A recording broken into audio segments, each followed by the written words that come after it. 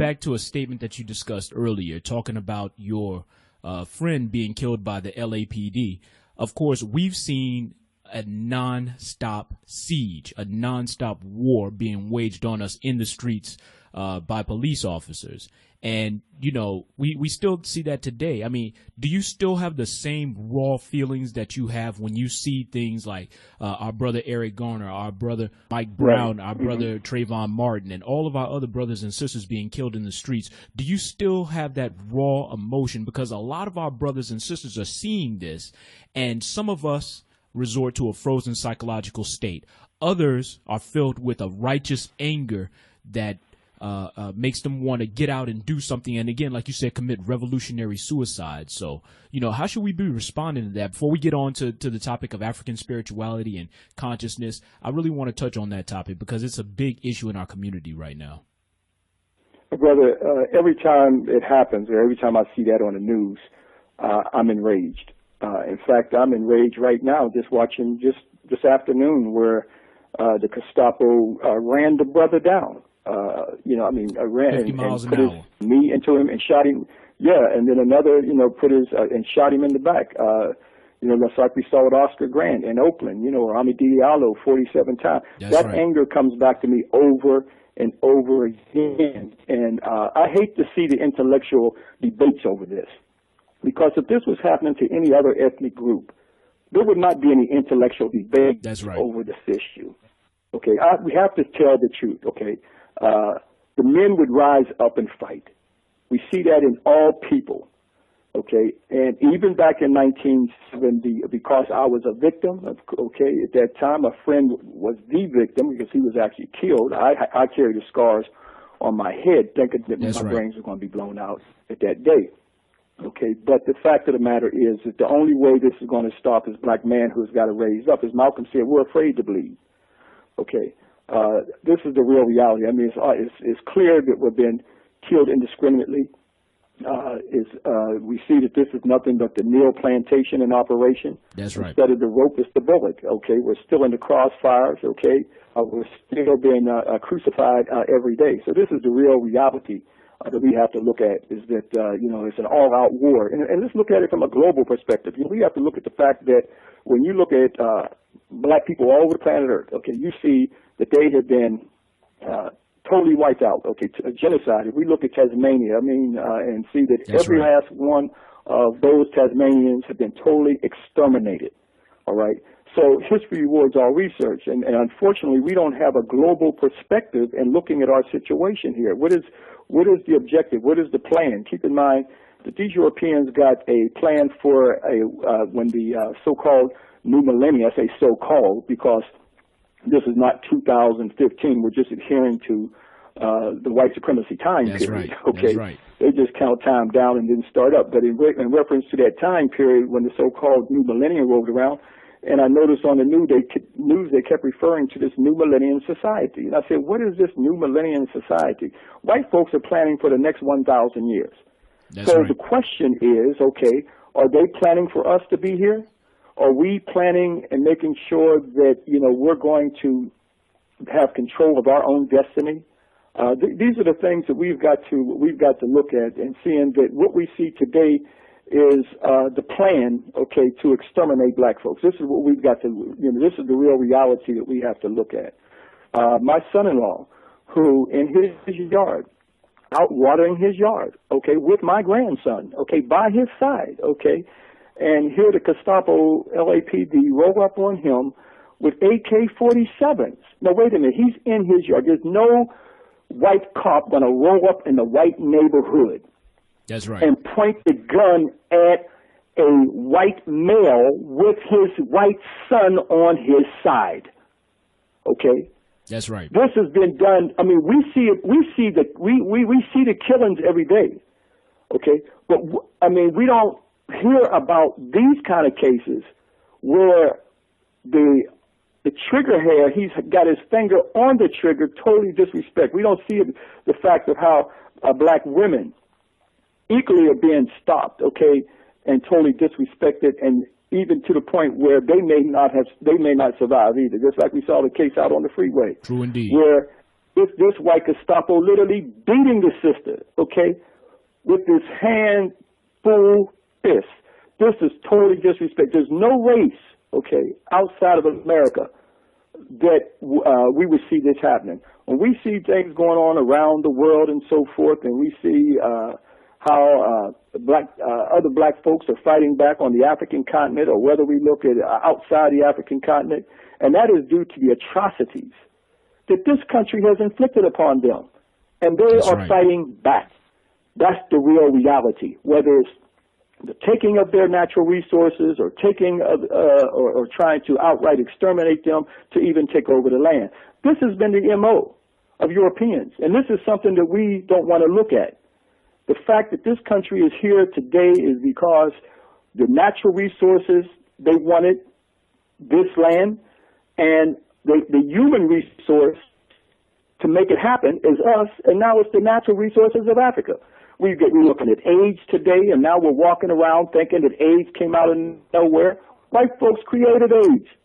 Why is AIDS in the areas of where you have the highest natural resources on the African continent? That's right. Why do we see AIDS in areas like in South Africa, okay, where they know that whites are the minority there, so how are they going to reduce that?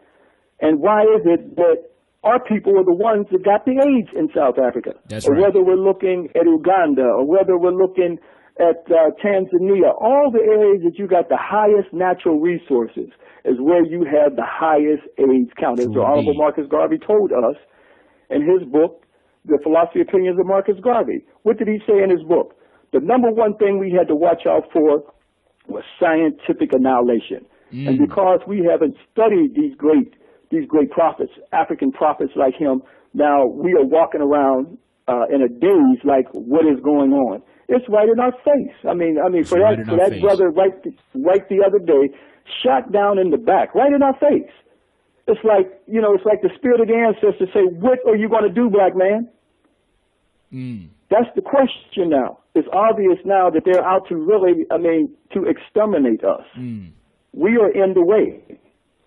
We don't realize that. And the only way this is going to stop and we're going to get respect is a black man who has got to rise up, retaliate back. So, of course, you can see that emotion is still in me when I start talking about this particular area, brother. It's like I live it all over again. Right, and it should be in all of us. I mean, how can you see something that happens to one member of the diaspora and not have any feelings, not elicit any emotion? Because what happens to one of us in the diaspora affects all of us in the diaspora. It sets a precedent for white supremacy, and if they think they can get away with it over there, they'll damn sure bring it to our shores. And something else interesting that you discussed, and I was just doing some research on this yesterday, in talking about scientific annihilation and the way that white supremacy weaponizes biological agents. There were reports that have just been declassified and surfaced that said the white apartheid movement in South Africa researched ways to create viruses to specifically attack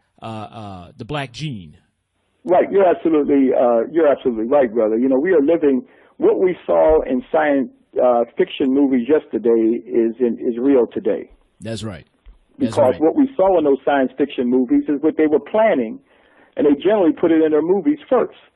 So when we look at all these areas of viruses and all these particular things that are going on, this is all part of their MO. If we are picked up, if a black man is picked up, and because he's accused of robbing a bank, okay, and he is sent to prison, okay, let's say he does time and he gets out. And he does not want to go back to prison. But he just happens to be in the area where a bank is robbed, but he didn't rob the bank. Now, the question is he going to jail? Yes. Why is he going to jail? Because they say he's got an MO. All right? His MO from his record tells him that he's a bank robber. Is that correct? Well, why can't we use that same analogy? Why can't we, if we look at white folks' MO, okay, you got an MO, you put smallpox on Native Americans' blankets, okay, to wipe them out. Okay, so you got an MO of this. You got an MO of exterminating people. You got an MO of dropping hydrogen bombs on the Melanesian islands in the South Pacific, okay, to use their island for a test ground and put them back on it to see what the radiation and leukemia would happen to them. Okay, you got a record of literally killing millions of our people on the African continent. You got a record of enslaving our people on the African continent. You got a record all over the planet Earth where you have gone. You got a record of exterminating people. So how can we look at these white folks' record and think that we're safe here? True indeed. If we look at that MO, and this is a real reality that we have to look at. Keep in mind that we don't know what has been said behind closed doors. Okay, right. We don't know what's been said behind closed doors and said, okay, now it's time to step it up. Okay, with the killing of black men, we need to step it up. Okay, maybe. It's been going on all along, but now you got the technology of cameras and all these things and people recording it. And I know that a lot of the talk shows and so forth are responding for what they're seeing in these these cameras and so forth. And it's good that people have filmed these things. That's right. Okay. There's reports that we haven't even gotten. Even in 1975, when my friend got killed, just in that year, there were over 800 black men who were killed just in that year. Now, from January up to now, we're talking about 2015, there's been over 300 black men killed since they have been recording it from January to now. Now, when CNN came out, and this is one point here, I think this is very important. CNN came out 2 years ago. All right, now CNN, this is white media news, came out and said that more black men die in America, killed in America, than in the Iraq and Afghanistan war put together. True now indeed. That tells us something, right? That means that we're at war. True indeed. True indeed. Statistic I pulled up last night from 1882 to 1968, 3,446 black men, women, and children were lynched. Now, of course, that's on the record. We know a lot of those lynchings went unreported. Right, there were brothers who were burned, we never found right. and buried, and, those are unaccounted for. That's right. Since 2005, more than 5,000 black men, women, and children have been killed by the police. So the numbers that we have since 2005 alone far exceed the numbers of black men, women, and children who were lynched from 1882 to 1968. So right. That should tell us something as well. And we are indeed at war. But I believe a large number of our people don't respect that fact. Because, we're living an illusion of inclusion. That's the reason that's the reason why. We're kept with things to do so we don't have time to think. So there's all kind of trinkets. People are being hypnotized. Most people are looking down at devices now, okay? That's where they spend most of their world at, looking at devices now. There's another young man out in L.A., Brother Siddiqui Bakari, he got a, that's right. I know Brother Bakari very well. Yes, I think he's ahead of his times. You got a piece on transhumanism to show how to move the whole human spirit and emotion out of ourselves to transmit that into technology. And by doing that, it will numb us to anything that will happen to us. True indeed. So we understand that. We understand, and then it becomes just an intellectual debate. It just becomes the whole, a debate about the issue instead of us mobilizing around our communities and making sure that we retaliate when these kind of things take place. And that's the real reality. True indeed. True indeed. A lot of our brothers and sisters outside of the community, they have no idea what they would even be fighting for. If they picked up arms today and fought, they wouldn't know what they were fighting for. And it's because a large part of our cultural heritage has been lost. And so education and religion are two of your areas of focus. And we're a spiritual people. I think the enemy knows this, and they've used that as a weapon against us. So can you start talking a little bit about how Western civilization hijacked African spirituality and started to turn it against us?